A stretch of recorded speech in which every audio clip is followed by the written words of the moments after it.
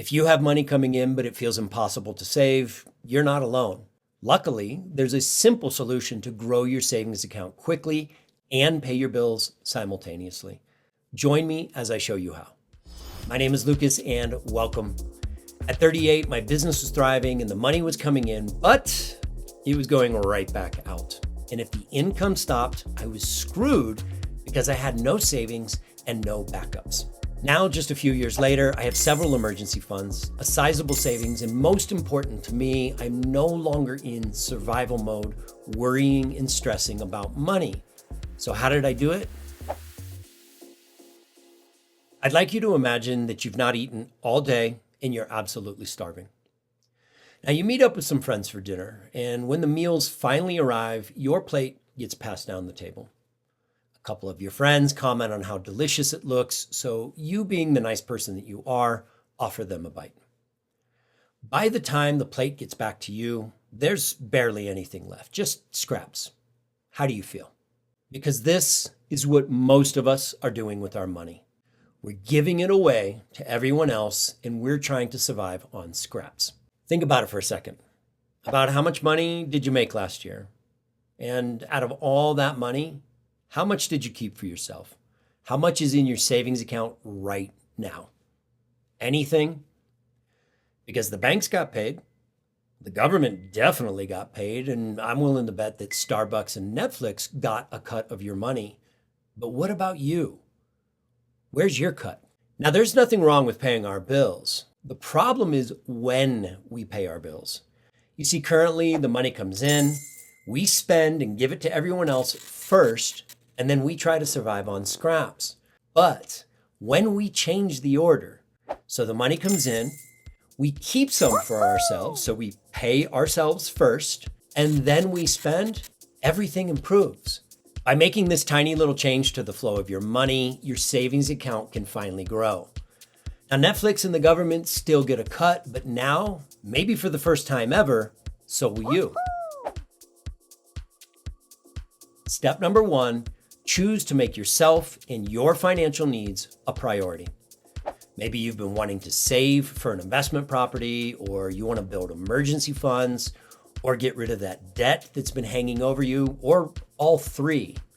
So the first step is to choose to make those a priority and start taking care of those needs first. One of my clients, Jake, had $16,000 worth of debt, and he really wanted to save for his first investment property. So he chose to make those his financial priorities, and he started paying himself first. Within 6 months, he wiped out the $14,000 worth of debt, and he saved $20,000 for the investment property. That's not bad for a simple change of habit. And if you'd like to see exactly how he did it, check out this video. Step number 2, pick a percentage and set a goal for yourself. Now, Jake had low living expenses, so he started off paying himself 40% and even bumped that up to 60% when he was able to. I've also had clients start off paying themselves 1% more as a symbolic gesture, just so they could get into a rhythm. And once they did, they increased that to a more impactful number. So pick a percentage, something that's achievable and realistic for you, and get started paying yourself. Step number 3, every single time you receive money, pay yourself first. Get into that habit.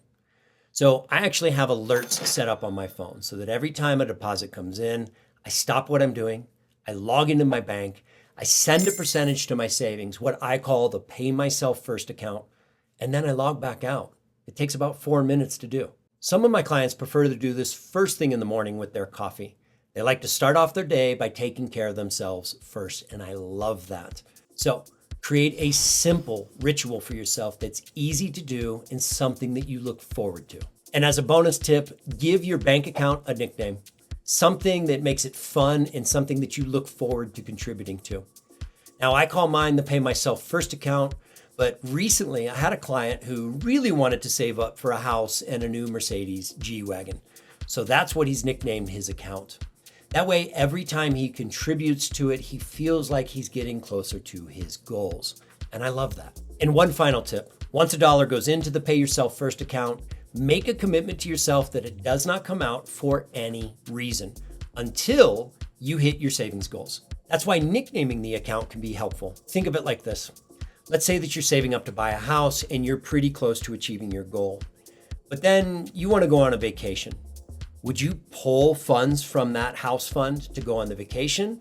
Or would you think twice and keep saving and actually hit your goal first? Now, if you're thinking, Lucas, this all sounds great, but I don't have any money to pay myself with. Of course you don't, because you're giving it away to everyone else. Recognize what you've been doing with your money and then make that tiny little adjustment. Start paying yourself first and then worry about everyone else. I first read about this technique in the book Rich Dad, Poor Dad when I was 17, but I ignored it because it seemed insignificant. How could taking care of yourself first have any effect on your finances? But within the first month, my savings account grew, and that's all the proof that I needed. For some of you, this idea may seem a little too simple, and I completely understand, but there's a reason every guru, financial and spiritual, have been pointing to this simple habit for centuries. When we turn our attention inward and start taking care of ourselves first, everything improves, including our savings account. I hope you enjoyed today's lesson, and I'll see you in the next one.